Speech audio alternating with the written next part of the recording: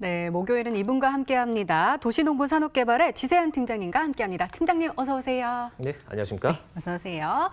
자, 오늘도 팀장님과 소통할 수 있는 방법 열려 있습니다. 전화 상담 원하시면 02-2077-6357번 그리고 문자 번호는 013-3366-8290번으로 연락 주세요. 공개되고 있는 부동산 정보뿐만 아니라 여러분들의 고민도 싹 해결해 드릴 수 있는 맞춤 개별 상담 진행하고 있으니까요. 이 기회 놓치지 마시고 꼭 활용해 보시기 바랍니다. 자, 그러면 오늘도 부동산 투자 공부부터 시작해 보도록 하겠습니다. 경매 이야기 이어가실 것 같은데요. 어떤 이야기 해주실 거예요? 네, 오늘 또 이제 부동산 특수경매 이 기본적인 내용들을 준비를 해봤는데요. 자, 오늘 같은 경우는요, 낙찰. 경매에서 이제 낙찰이 이루어졌을 때 이 낙찰 대금을 납부하는 방식이 두 가지가 있거든요. 이 두 가지 방식, 바로 차액 지급 신고 방식과 그리고 채무 인수 방식. 이 두 가지 방식에 대해서 자세하게 알아보도록 하겠습니다. 자, 먼저 첫 번째로는요, 네, 차액 지급 신고 방식. 이게 어떤 방식인지에 대해서 한번 알아보도록 할 건데요. 간단하게 말씀을 드리면요. 자, 채권자, 경매에서 이제 낙찰이 이루어졌을 때 그 낙찰자가 곧 채권자인 경우, 이런 경우에 이 방식이 활용이 되어진다. 이렇게 정리해 드릴 수가 있겠는데요. 자, 조금 더 자세하게 말씀을 드리면요. 내가 이제 가정을 해서 사례를 들어서 드린다면은 내가 돈을 빌려줬습니다. 자, 돈을 빌려줬는데 그 채무자가 돈을 갚지 못해서 채무자 소유의 부동산을 경매에 넘기게 된 거죠. 근데 이 경매에 넘어간 이 부동산이 내가 너무 마음에 들어서 내가 직접 낙찰을 받게 된 경우. 자, 이런 경우에는요, 이제 채권자가 곧 낙찰자이기 때문에 굉장히 이상한 상황이 펼쳐지게 됩니다. 자, 이 경우에는요, 만약에 내가 채권자인데 낙찰을 받았다. 자, 이렇게 되면요, 경매에서 이제 법원에서는 그 낙찰 대금을 받고 그 낙찰 대금을 다시 채권자인 나에게로 다시 주기 때문에 결국에는 내가 낸 돈을 그대로 다시 돌려받는 굉장히 비효율적인 형태가 되고 있습니다. 자, 이런 비효율적인 형태를 피하기 위해서 결국엔 어차피 받을 돈 안 주고 안 받겠다. 자, 이런 방식이 바로 차액 지급 신고 방식이다. 정리해 드릴 수가 있겠는데요. 자, 화면 한번 보시면요. 이런 차액 지급 신고 방식은 민사집행법 제143조에 그 근거를 두고 있습니다. 자, 채권자가 매수인인 경우에는 매각 결정 기일이 끝날 때까지 법원에 신고하고 배당받아야 할 금액을 제외한 대금을 배당 기일에 낼 수가 있다. 자, 그리고 매각 대금에서요, 상계할 금액을 뺀 차액만 납부하는 것. 이 가장 포인트로서 이것이 바로 차액 지급 신고 방식이다. 경매 실무에서는 상계 입찰 방식이다. 이렇게 표현할 수도 있다라고 체크하실 수가 있겠습니다. 자, 다음으로는요, 차액 지급 신고 방식, 이 방식의 절차에 대해서 짚어보도록 하겠는데요. 자, 매수인이 채권자일 때입니다. 자, 그 매각 결정 기일 전까지 법원의 차액 지급 신고서, 상계 신청서라고도 하고요. 이것을 제출을 하면은 본인의 배당금, 본인이 이제 나중에 받게 될 배당금, 이 배당금을 제외한 나머지 대금을 배당 기일에 납부를 하게 된다. 자, 이렇게 절차를 정리해 드릴 수가 있겠는데요. 자, 사실 일반적인 경우에는 경매에서 낙찰이 이루어졌을 때는요, 이 낙찰대금 납부 기일이 있습니다. 보통 이 납부 기일로부터 한 달 정도 뒤에 채권자들의 배당 기일이 지정되는 것이 일반적인데요. 자, 하지만 이 차액 지급 신고 방식의 경우는요, 같은 동일한 날에 상계 처리를 해야 되기 때문에 이것 바로 이제 낙찰대금 납부 기일과 채권자들의 배당 기일을 동일한 날로 지정을 한다는 점 체크하실 수가 있겠습니다.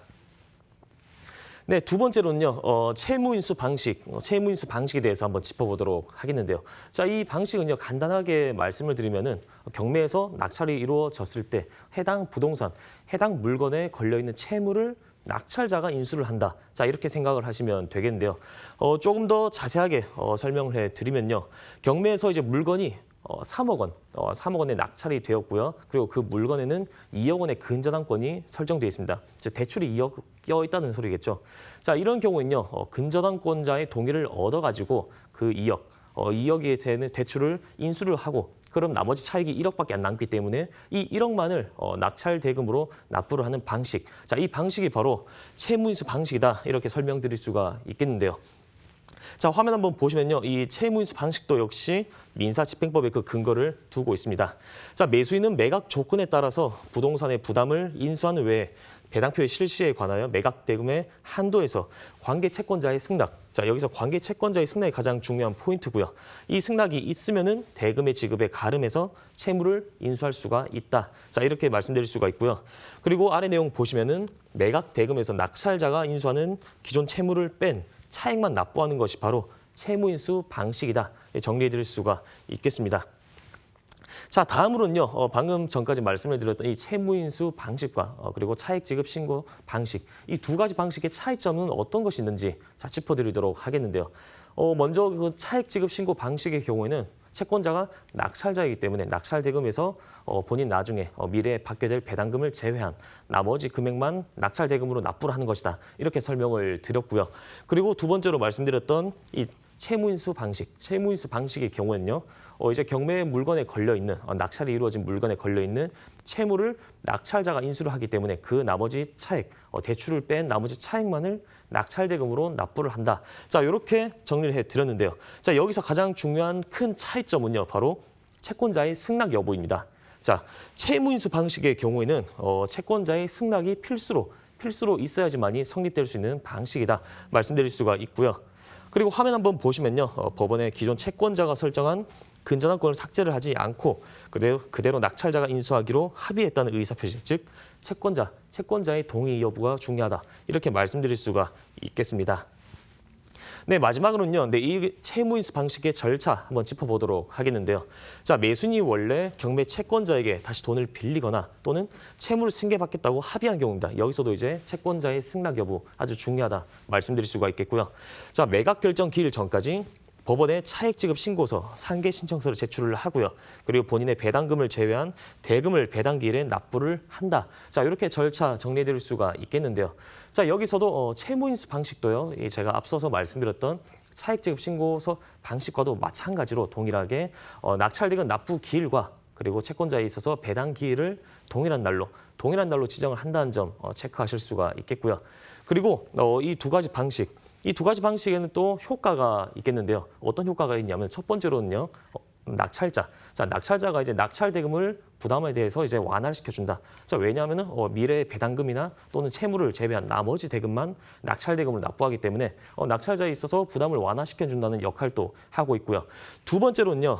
채권자들에게 있어서 돈을 빨리 받을 수 있는, 즉 배당 기일을 빨리 한 달 정도 앞당기기 때문에 충분히 한 달 정도 빠르게 배당 기일을 받아서 나의 돈을 빨리 받을 수 있는 그런 효과도 있다는 점, 이렇게 두 가지 방식을 한번 정리해 드릴 수가 있겠는데요. 자, 오늘 이렇게 말씀을 드렸던 낙찰 대금에 대한 납부 방식, 이 두 가지 방식도 결국 특수 경매 하실 때, 투자를 하실 때 꼭 체크하셔야 될 내용이다 이렇게 말씀드릴 수가 있겠는데요. 자, 이런 특수 경매 투자는요, 항상 이제 투자하실 때 사전에 증거 자료 확실하게 확보를 하고 난 다음에 투자를 하시면요, 정말 그 어떤 투자 방법보다도 정말 쉽고 리스크도 낮고 수익률도 높다 이렇게 정리해 드릴 수가 있겠는데요. 자, 보통 이렇게 특수 경매를 통해서 낙찰이 되었던 물건들은요, 일반 매매 시장에서도 금매 시세보다 낮은 시세로 투자가 가능하시기 때문에 자, 이런 물건들 위주로 투자를 하신다면요, 굉장히 높은 수익률과 낮은 리스크 모두 확보하실 수가 있다라고 말씀을 드리면서 정리하도록 하겠습니다. 네, 오늘은 부동산 경매 시 꼭 알아야 하는 돈의 과정 중에서 차액 지급 신고 방식과 채무 인수 방식에 대해서 비교 분석해 주셨습니다. 자, 이번에는 현장으로 떠나볼까요? 첫 번째 부동산 정보 화면으로 먼저 만나보시죠. 서울시 서초구 반포동의 스릴은 고급 빌라입니다. 3호선과 7호선, 9호선 고속터미널역에서 도보 10분 이내에 위치하고 있고요. 감정가는 17억 7천만 원, 3.3제곱미터당 2,950만 원인데요. 매매 금액은 15억 원으로 형성되어 있습니다. 전세 예상 금액은 보증금 12억 원에서 14억 원이고요. 월세 예상 금액은 보증금 1억 원에서 월 400만 원에서 500만 원입니다. 따라서 전세 실투자금은 1억 원에서 3억 원이고요. 월세 실투자금은 5억 원에서 7억 원으로 예상됩니다.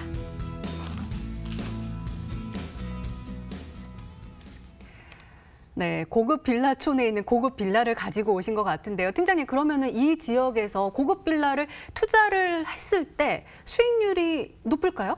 네, 맞습니다. 보통 이런 고급 빌라 같은 네. 경우는 가액이 높다 보니까 수익률이 굉장히 낮는 경우가 많은데요. 자, 본 매물 같은 경우는 시세보다 낮은 시세로 매각가가 책정이 되었기 때문에 보통 주변 비교했을 때도 더 높은 수익률도 확보하실 수가 있겠고요. 그리고 제가 지금 첫 번째로 이렇게 추천드리는 매물은요, 반포동, 바로 설해마을 내 위치를 하고 있습니다. 따라서 제가 항상 강조를 드렸던 교통과 일자리, 자, 이런 부분들도 충분히 확보되어 있고요. 따라서 앞으로도 수요가 증가할 수밖에 없는 입지이다. 이렇게 간단하게 정리해 드릴 수가 있겠습니다.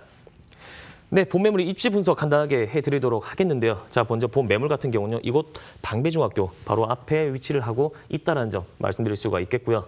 이곳 고속터미널역입니다. 7호선과 9호선, 3호선 이 세 개 노선 모두 이용할 수가 있는 자 고속터미널역과도 도보로 약 10분 정도 거리에 위치를 하고 있기 때문에 정말 역세권인 입지적인 장점도 확인하실 수가 있겠습니다.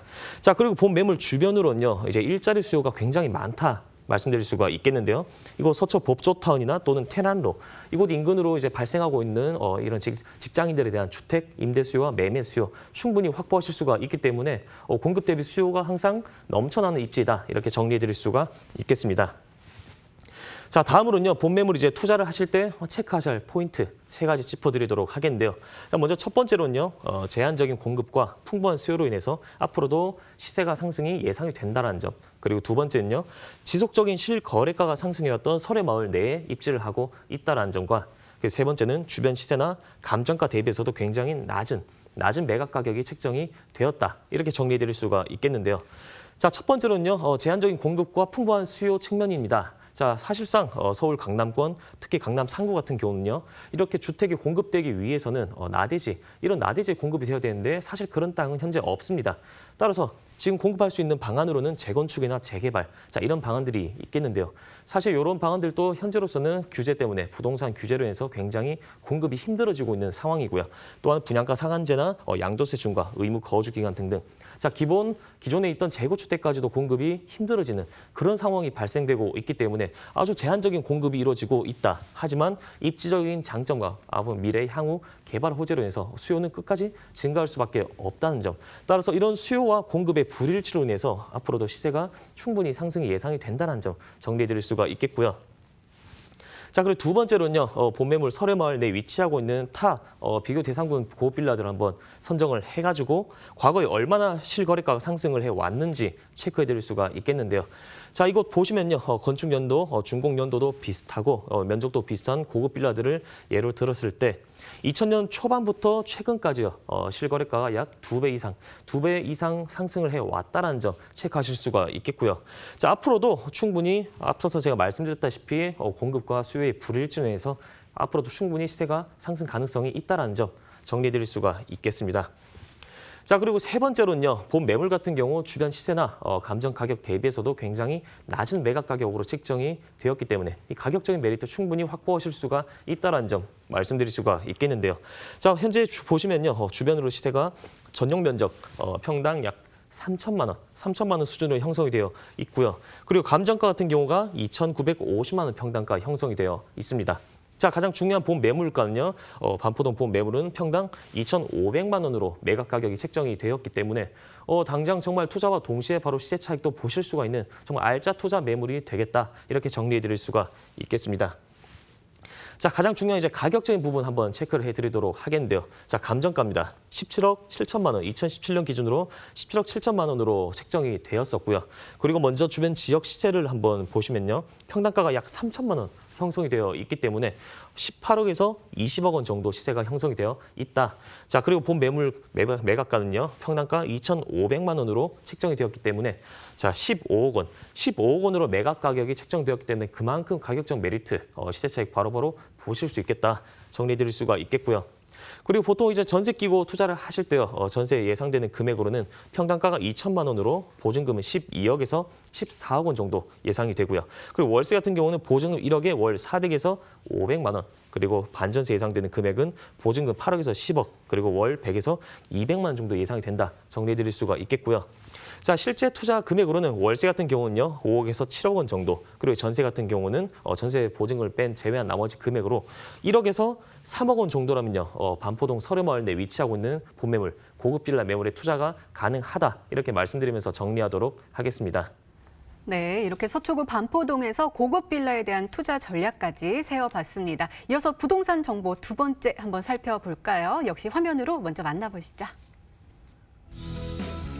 경기도 화성시 송교리의 공장입니다. 화성 화남 일반산업단지에 위치하고 있고요. 감정가는 10억 6천만 원, 3.3제곱미터당 353만 원으로 형성되어 있습니다. 매매 금액은 8억 원이고요. 월세 예상 금액은 보증금 5천만 원에 월 500만 원에서 550만 원으로 따라서 월세 실투자금은 2천만 원에서 5천만 원으로 예상됩니다. 팀장님 깜짝 놀랐습니다. 일단은 매매 금액이 8억 원인데 월세 예상 금액이 500만 원에서 550만 원으로 나올 것으로 예상되니까 수익률이 굉장히 높아 보이는데요. 네, 맞습니다.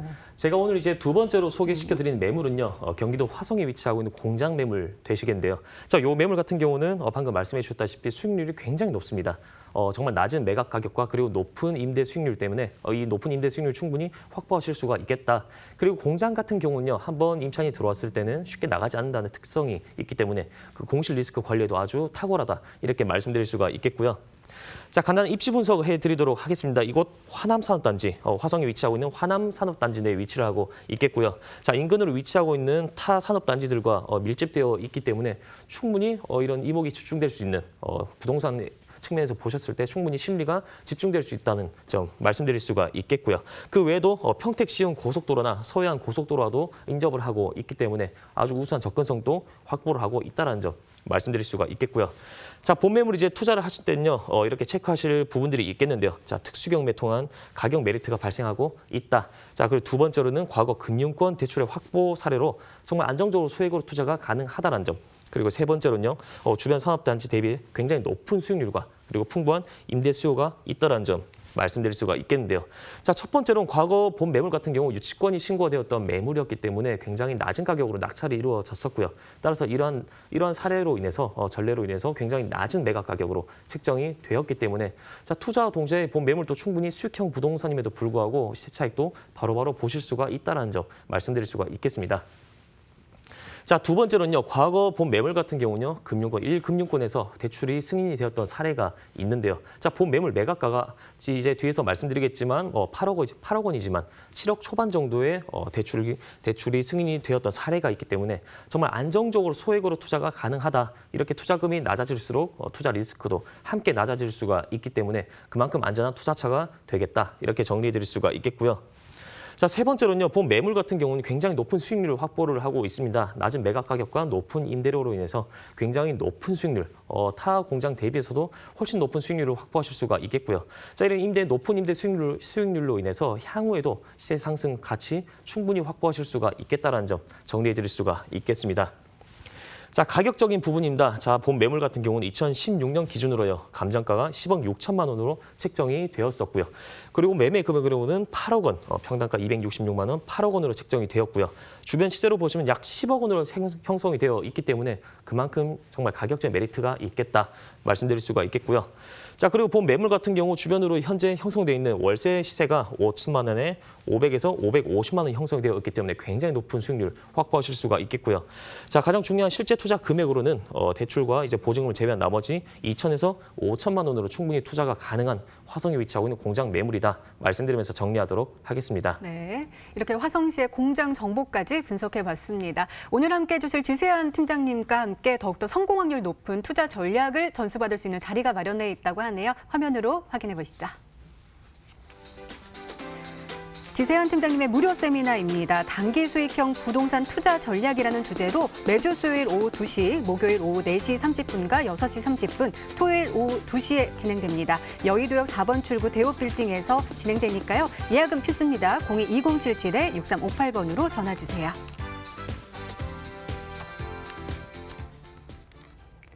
네, 일부 준비된 시간은 여기까지입니다. 도시농부산업개발 지세현 팀장님과도 여기서 인사 나눌게요. 팀장님 고맙습니다. 네, 고맙습니다.